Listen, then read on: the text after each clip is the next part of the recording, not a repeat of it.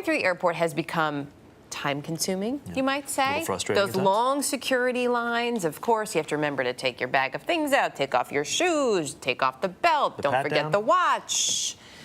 That could all be changing, though. Some travelers may soon have it a little easier at the airport. Yeah, a new program will create express lines for some people. And CBS News Homeland Security correspondent Bob Orr joins us now from Reagan National Airport with more on that. Bob, good morning. Good morning, Chris. Well, as you've been saying, nearly 2 million people fly in this country every day, and you can ask any one of them.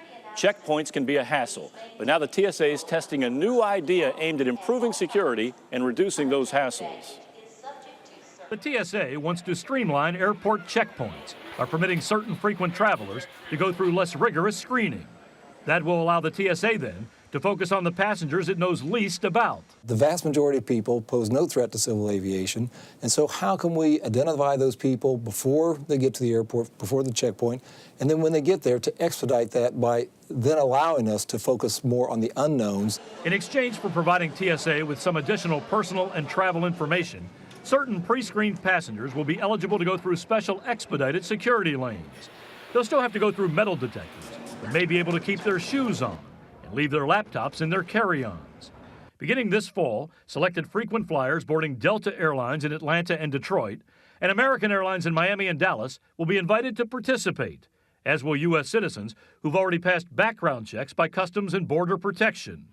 Experts say it's a common-sense approach.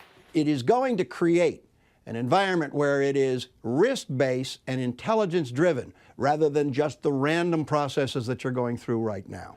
And the TSA says it will strengthen security by allowing authorities to focus more on those individuals who may present a real threat.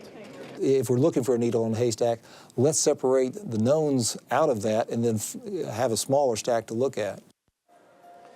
Now, initially, this will only benefit about 5,000 to 8,000 passengers directly each day. But if the concept works, this could be a game changer, helping travelers nationwide, Chris. All right, CBS's Bob Orr at Reagan National for us this morning. Bob, thanks. Good talking with you. Joining us now from Denver with reaction to the new program is aviation expert Michael Boyd. Mr. Boyd, good morning.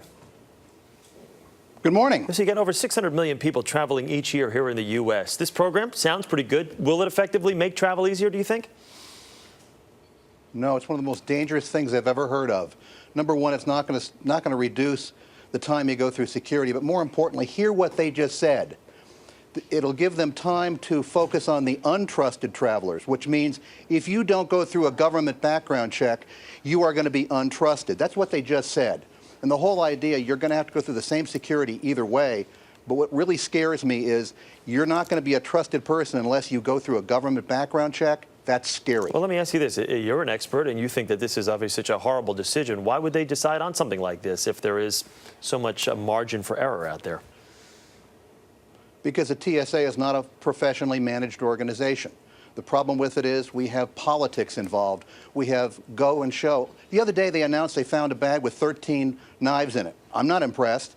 The reality of this is show, and it's not going to improve anything, but what the real scary part is what they just said, which was this will give us a chance to focus on the people we don't know. That is a very scary concept. Do you run the risk of potentially profiling, which is something that obviously they've tried to stay away from even using that term ever since 9/11? Because kind of along the lines of what the program looks like, it's like you're taking the people, I'm assuming they're talking about, you know, kids and older people and putting them off and let them go because they don't pose a threat. But you do run the risk, do you not? You got a good point there. The profiling here would be you didn't go through a government check. And let's remember, most of the 9/11 hijackers could have passed a background check, unless you're profiling. So the reality of it is, this is one of those things, it's a lot of show and no go, and I don't buy it, and it's a shame that people just look into this and say, it'll be just great.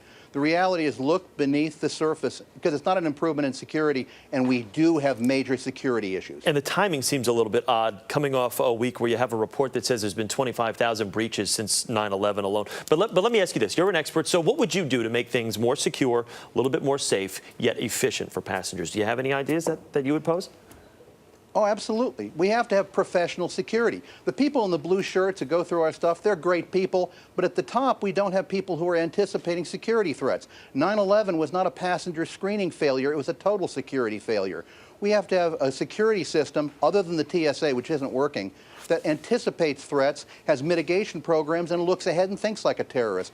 We don't have that. Believe me, we're no safer than we were before 9/11, regardless of the press releases being put out.